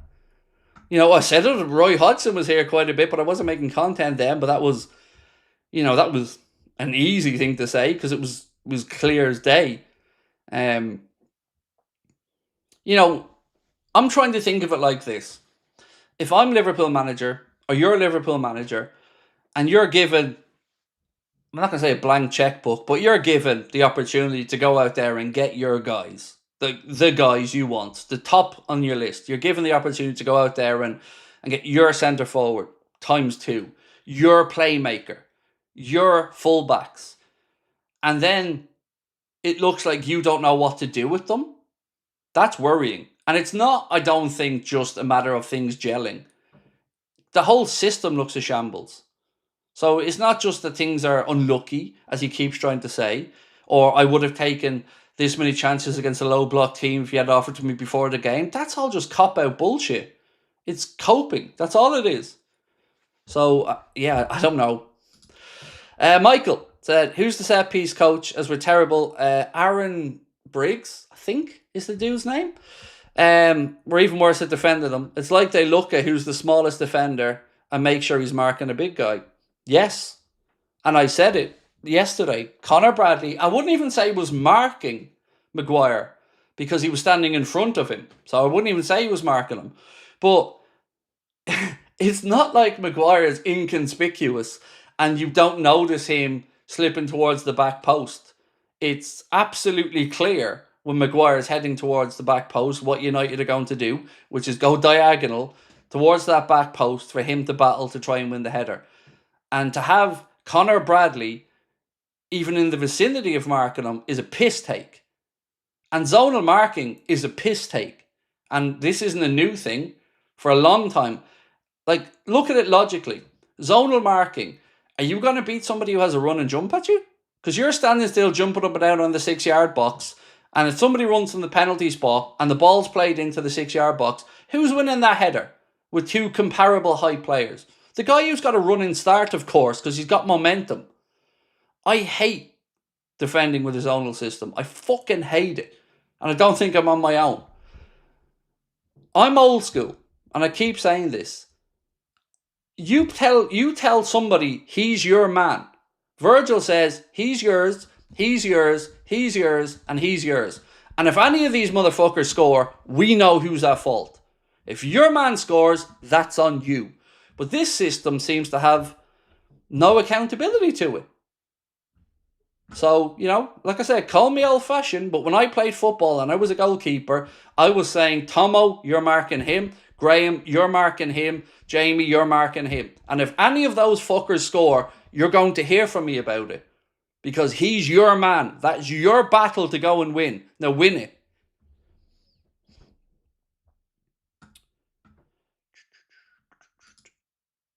What do we think of playing Ekatike at left wing? Said Mongolian King. Mate, I'm all for it. And it's not anti-Cody Gakpo. It's something different. We're too predictable. We're too slow in attack. So yeah, get Hugo out there. Let him try something different. And maybe he and Isak can start to form an understanding and a relationship, because something needs to happen. So, yeah, I wouldn't be against it at all, mate. Eddie said, I was bored until Hugo came on. He made a difference. No doubt about it, Eddie. And you could feel it inside the stadium, mate. You could just feel the anticipation when he got on the ball, when he came in. And Jones was driving forward, looking like he actually wanted to make shit happen. And I'm going back to the same thing again, but Curtis Jones, whether you like him or don't like him, he doesn't hide on a football pitch. He doesn't disappear. He puts himself in difficult positions and looks for the ball. Might take too much out of it on occasion, but he doesn't hide. Rafa said we need more of Hugo, Fede and Jones. Agree. So, like I said, the preview is going to come out after this stream. And I've made a lot of changes in the 11. And I'm really interested to see what you think of it, because I think it's common sense to a certain degree, what I've gone with. But, you know, your feedback is much appreciated on it. IFI Mustard, Craig, I said if we lose to United at home, then I'm 80% towards having Slot getting the call for a meeting with the big boss man at a minimum. It's unacceptable to lose to that United team at Anfield, mate. Because it's not like this is a vintage United team who've clicked and are firing on all cylinders. They came into the game with as much or more doubt over them as we had. And they looked like they were playing for their manager. And, you know, you could see how much Maguire wanted that header at the end and how much it meant to him to score it. We just looked like we were strolling around, and again, as somebody said earlier on, until we emptied the bench and it was panic mode. And then the Slot said we forgot to defend. Well, it was a set piece, so that excuse doesn't wash either. You can't forget to defend a set piece. Wayne said, as always, Craig, lovely to meet you yesterday. Show was amazing. Have you shown Sabrina the video from the show? Hopefully win on Wednesday. Oh, defo showed her, mate. So I got the whole crowd to sing Soft Kitty, Warm Kitty, and I recorded it. So yeah, she's seen that one, man. Always lovely to see you guys as well, and thanks for coming out. And it was nice to meet your dad as well. Dan, how are we? Craig o'clock said, Crystal Palace are going to fleece us in January. We can't wait until the summer. Glad you're back. Missed you. Yeah, I'm worried that we don't even get Mark Gay at this point, dude. So much talk about Barcelona, Real Madrid, Bayern Munich. Whatever happens, I'd like to see January the 1st us signing a central defender, because we need it. We need it for competition. We need it because we still don't know what's happening with Canade. And I don't know. I don't know if Palace will sell us, Gay, if we're going to buy him in January.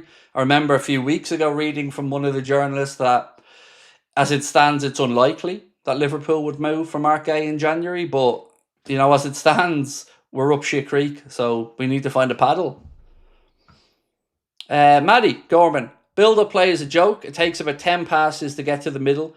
He talks about low blocks. No wonder, because we're giving the defences so much time to organise. He needs to change tactics. Now, don't disagree with the words you've written, Maddie. In fact, I think I've said similar a lot of the way through the stream tonight, dude. No disagreement with you, particularly about the low block excuse when you're giving them a helping hand. Spot on, mate, and thank you, as always. Raf said, it's pronounced Rafe. Oh, Rafe, that's even cooler. That's a really cool name, dude, and thank you for helping me, because I'm going to have more fun saying Rafe now, because it's a damn cool name.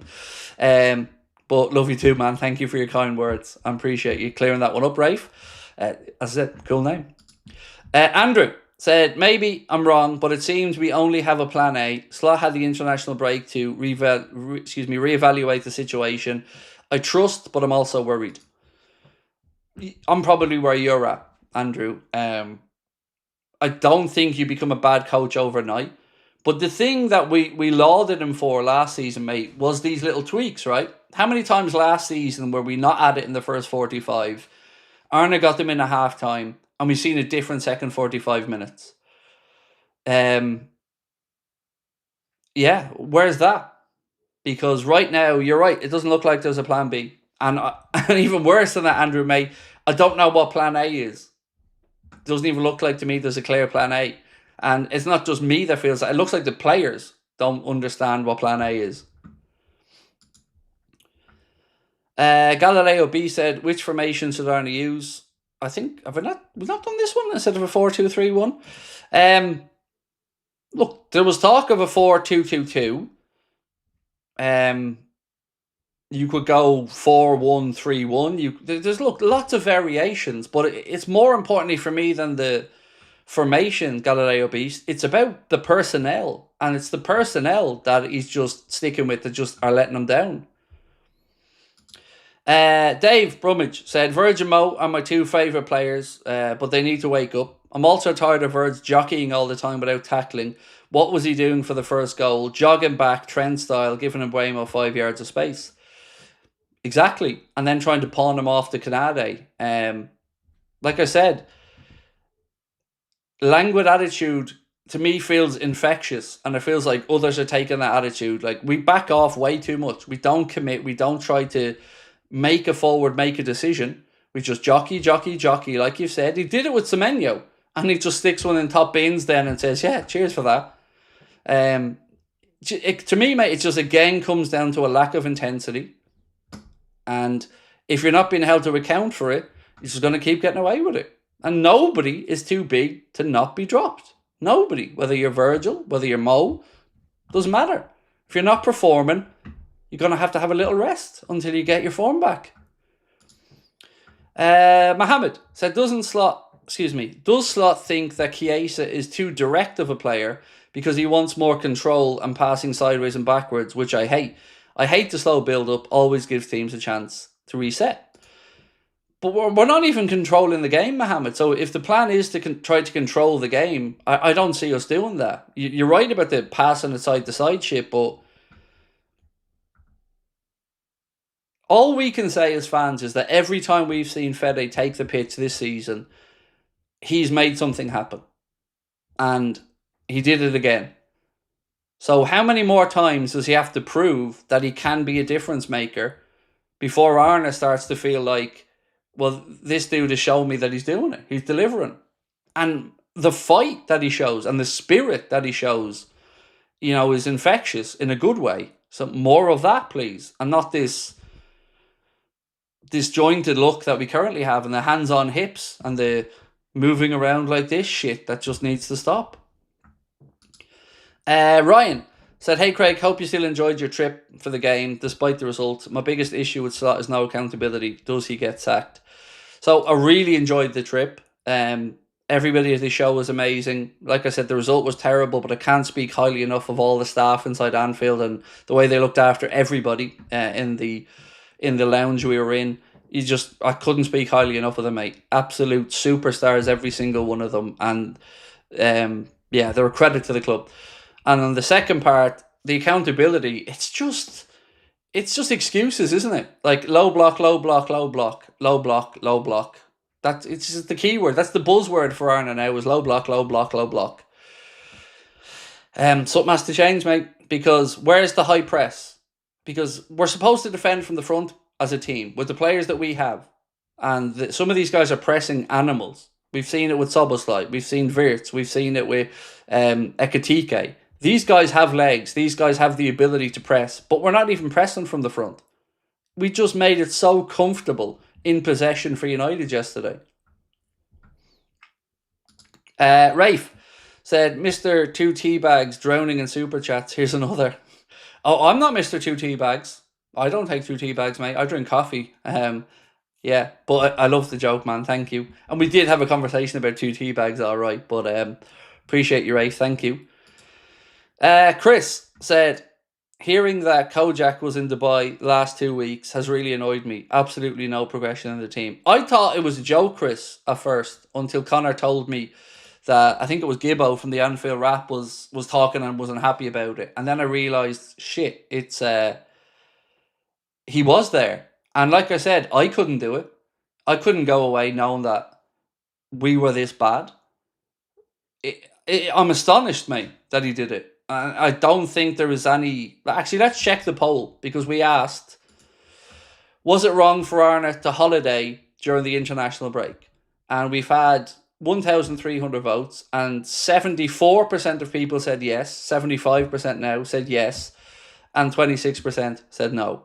So 3/4 of people feel it was wrong. I think it was unforgivable to do that. You should be at the AXA with your coaches, having a clear the air meeting and trying to figure it out. Not disappearing. Not heading off for a bit of winter sun in October. Not good enough. Not good enough. Not when we are the way we are. Just not good enough. So I'm with you, Chris. It's really annoyed me. Lolly said, hi, they can all play football, but where is the LFC spirit, the fight?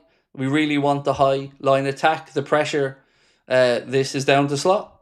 It is down to slot, Lolly, you're right. And look, the players have to have some accountability as well, mate, but it all starts from the coach's philosophy. And we've gone from a team that won the league to a team that now has gone backwards after spending the guts of £500 million. Now, some of that is because relationships need to be formed on the pitch, but he's also playing favourites and has been too stubborn. And he needs to start holding these superstars to accountability. To say to Salah, you're not performing, mate. I'm sorry. I don't like to do this. It's not easy to do this, but you're going to have to, take a breather for a bit, and Fede's getting the next 5 games. Because doing it for one game, like you did with Frimpong, that's not going to cut it when he puts Frimpong out the right. You need to give somebody a run to get 3, 4, 5 games in a row, or they're never going to get form. And the others have had their chance, and they're not performing. Patrick said, I found out this morning that we went on holiday. I was livid. I assumed he was working with all the coaches coming up with solutions. Boy, was I wrong. Same. I thought he was having that Brendan Rodgers sitting around the kitchen table, pulling his hair out, trying to figure out how to get things working. But to go off on an old jolly up for a bit of winter sun, man, it's absolute bullshit of the highest order, isn't it? Chancellor Mojita, thank you so much for being with us as a member for 20 months. Said, hi Craig, this is reminding me of Brendan Rodgers last season at Liverpool, but with way better players. I'm tired of Arna's stubbornness. Again, Chancellor, I don't disagree. How do you go backwards?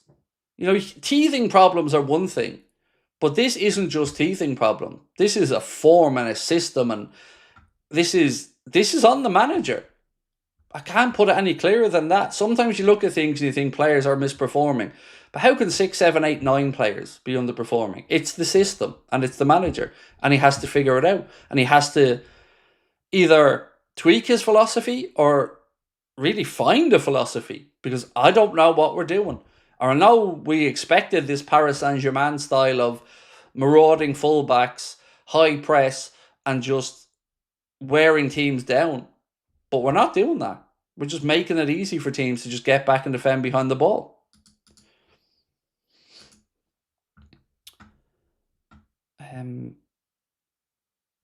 This one from Ryan HD9. Thank you, Ryan. Said Slot wasn't scared to bring Kwanzaa off at Ipswich. Not when it's working. He's too complacent. Was at the show yesterday. I enjoyed my time. Much love. Thank you, Ryan. Appreciate you coming out. Glad you enjoyed it. Want to say thank you to Chris as well, by the way. Forgot to say thank you to Chris. Chris was at the show with me yesterday, and it was really fun having him there with me. So thank you to Chris. And yeah, you're right. He took Kwanzaa off half-time against Ipswich, like you said. But with Mo, for some reason, he just doesn't want to seem to hold him to account. Sonder said, low block, set pieces, unlucky, blah, blah, blah. How about just coach a better team? Pep Guardiola been facing low blocks for years and there's 3 Prems in a row. Yep. So you can use the low block excuse until you get the solutions. And he bought the solutions, but he's not finding the solutions. So, and for what it's worth, I don't always think we've played a low block when he comes out with the low block. Because like I said, talking about United playing a low block when they attacked us in the first 62 seconds and scored, they showed intent to get the ball and run at us. So where was our intent? It wasn't there because we were too busy passing it sideways. And then when it got to panic mode, we suddenly found some enthusiasm. Need to start that way. Microave, cool name. Love that name. What do I think of Szoboszlai's performance so far? I think Dominic Szoboszlai's been one of our best players this season. And I think it speaks to his quality that, he dropped into right back and looked really good there. But I want him in the middle of the park because that's his best position. But I think Dom's been really, really good. And I think maybe Dom could be a good exercise for people to see that sometimes it does take time to fully get to the level you know you're capable of. But there's one thing that Dominic Soboslai said, Microave, that stuck with me in the summer and is coming through. He said, I'm not giving up my spot. I'm not giving up my position when Wirtz was coming in. And my God, he's played like he hasn't. He's played like he means those words because he's been top notch, one of our best players. And that's why I keep talking about the competition for places being a good thing, if there is competition. But when the manager's just playing favourites, where's the competition? Where's the consequences for the poor performances? Daydreaming said, hopefully this is a wake-up call, but behind the scenes, I think Edwards and Hughes would have a few choice words, but we won't know. So I was that mindset up until the international break. And then we came back to United and we were shit. So the wake-up call should have happened by now. That was Manchester United. You know, the fixture you look out for every time, every season, United Everton. They're the fixtures. That's a huge game, and we did not do enough. And we did not play well enough. And we did not fight hard enough. And that's hard to take against your arch rivals. Lolly said, for Klopp, LFC was his life. For Slot, it's a job. It's tough to say these things. They're very different characters, aren't they? And it's, you know, just, and I'm not saying you're right or wrong, by the way, Lolly, but not all people are vocal. And not all people are as emotionally energetic or volatile as Klopp was, or as the likes of I am. Like me and Connor, as an example, we are two very different people. Heart on my sleeve, emotions up, down, left, right, and he's really balanced and really calm and really intentional. But we both care as much about this channel and this community as each other. So I know that because I know him. So it's really difficult to look at Arne just being a different character to Jurgen and to say he doesn't care.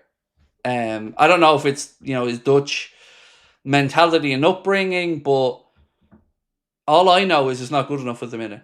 You know, and whether he cares enough or not, I just know it's not good enough. Aaron said, as a lonely American Liverpool fan in the middle of this godforsaken country, I'm fairly isolated. Having you and my fellow subscribers is a godsend. That's lovely, Aaron, and I'm so glad you feel comfortable and you feel a sense of belonging in here, mate. That's exactly what we want to hear. And yeah, thank you. Appreciate that. I really, really do. Comments like yours, mate, you know, they really do hit home in a good way with me, so thank you, bro. Nessie said, all that cash to build a system around Gakpo, Isak would do miles better with the service Gakpo gets. Just go inside and shoot. I'm so tired. Yep, we need to find a way to understand what's best for Isak. Oh, and one more thing actually on this. Can somebody please tell our midfielders and our defenders that our goalkeeper's left-footed? Because the amount of times the ball's gone back to Georgie on his right foot and he's having to play it onto his left foot, and that's a second or two where he can be closed down. Just understand you're playing it to a left-footed goalkeeper. For the love of God, it's driving me demented. And on your Nessie, look, Gakpo was unlucky yesterday and created quite a bit, but he's also very one-dimensional. You know, not enough going around the outside to give the defender something to think about. You know, most likely he's cutting inside. Harry said, hey Craig, hope you're okay. From an outside perspective, I think your team and manager are too good to not turn it round. From an outside view, do you think our performance was something we can replicate or not, and why? So from your performance, what I seen was more of an understanding of what each player wants to do and where they were going to be. So there's been a lot of criticism, I think deservedly, of Ruben Amorim. But what you've seen yesterday from your guys was a determination, a stubbornness, and a fight. Whether it was defending, getting blocks in, whether it was Maguire going up to find that winner. And this was probably in a game where Bruno didn't have his best game. So others stepped up. I thought Mboma was very impressive. He looked like a live wire and he looked strong. I thought Cunha looked quite tricky on occasion. I thought your two fullbacks, Dorgu and Dalot, I thought they were decent as well. So there's something there for you to build on. And, you guys have had a whole new attack. And they look like they have a better understanding than ours. Our attack just looks like they're strangers at the minute. Satish Edwards, thank you for your membership for this for 14 months. Had 5 games for me with Slot and then Zidane. I wouldn't want Zidane for 2 reasons. One, he doesn't speak English, and I don't want a coach in there that can't speak English. And 2, I just don't think he's the right type of profile for our club. I can't really even explain that because, of course, he's a proven winner. I just don't see him as the Liverpool coach. Joseph said, I'm giving until the next international break, ideally. However, if we lose the next 2 games, I'm going to really start questioning Arna. Love you, Craig. Thank you, bro. And look, I don't see how you couldn't question him if it keeps going this way, but you're also showing a lot of patience. Rob said, who can replace Slot in your opinion? Honestly, Rob, I have not given that 1 second's thought yet. I promise you I'll think about it tonight because, a lot of people have brought that up today, so I will think about it, but I've seen some people throw Oliver Glasner's name around. I wouldn't have a clue. I wouldn't have a clue if Oliver Glasner would be a good or a bad fit. I really don't know, but leave it with me, Rob, and I promise you I'll have a think about it. Sam said, tell James to get a job and stop watching Family Guy. James, get a job. Stop. No, keep watching Family Guy because that's fucking cool. But get a job, James. Come on, dude. You're letting Sam down. Carl Dangerfield, how are we, sir? I'd give Slot 2 more games. If we lose both games, then show him the door. Bye-bye. 7 or 6 losses in a row, mate, would be... Yeah, I mean, I don't even know how I'd feel at that point. Right now, I'm seething at 4. Especially because the 4th was United. If we lose to Frankfurt and we lost to Brentford, I mean, it's a long way back, the confidence at that point. A long, long way back. Simon said, Craig, as a Man United fan, this summer you made the same mistake as Louis van Gaal did at United, and your owners and your manager caused the problem at your club. I think, Simon, I might be wrong on this, bro. I think you commented on my video from earlier on, and I did actually respond to you if you've seen it. I'm not sure. So here's the thing I disagree with about that statement. Louis van Gaal did not win the league title and then get given everything that he wanted with regards to players. And the owners, I mean, this is something I'm not blaming the owners on because I've been crying for them to spend money properly for a long time, and they did it this summer. And they probably did it believing that they've got a guy who's just won them the league title after Jurgen and had earned the right to be backed. So I don't think this is on the owners at all. And the manager should have had a plan and an absolute understanding of how he was going to utilise the new players. And if some of that meant staggering their introduction to the first team like Jurgen did before with Fabinho and Andy Robertson and other players, then that should have been done. But this mishmash of different fullbacks, forwards that are underperforming, and no accountability and no visible signs of frustration in the media from the manager, and this insistence on just making excuses about low blocks and stuff, I don't think it's the same situation, and I would be an absolute hypocrite if I criticise owners for backing the manager in a way I've wanted them to do for a long time. But I do respect your opinion, Simon. I think it's on Slot, not the owners for me. Footy Banter said last season was Klopp's team, bring Klopp back.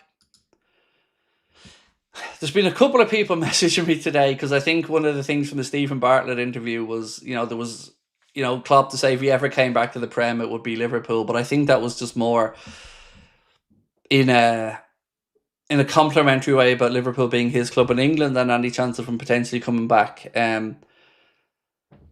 I've no idea. I haven't even entertained the idea of Klopp back or not. But what I will say to you is Klopp is a god to me, and I would always take Klopp back as a manager. I was annoyed at how it ended, but I understood that he was exhausted.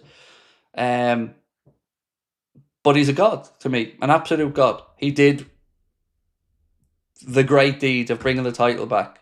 He won the European Cup. He brought our club back to where we wanted it to be, along with the owners, the coaches, and everybody else. I'm also starting to wonder maybe how much of a loss Johnny Heidinger was to the coaching staff, because, you know, that's another thing that changed this summer. Sorry, I've done that one. Mindtrap said Klopp would be cooking with these players. Well, he certainly wouldn't be coming out and shouting on about low blocks and making excuses. Like, remember the thing that came out about Klopp recently when he said, went into the dressing room and said, my old midfield would have had the balls to go and win that game. That's what needs to be said sometimes in these moments. Sometimes the hard truth needs to be there, because it can't just always be an arm around the shoulder, and you know, you need to have a ruthless streak as a coach, and sometimes you need to just tell players like it is, whether they want to hear it or not. You know, if they can't deal with it, then they're at the wrong fucking club. So, one thing we've never had to do in the last X amount of years is ever question the character of the players, because they've always fought. But something right now just isn't right. And whether it's a lack of belief in the manager, whether it's, you know, the Diogo stuff, whether it's the change, just something just doesn't feel right. And it's seeping through the whole team. David said, other than the loss, how was your day in Liverpool? Really good, really good. Everyone I met was lovely.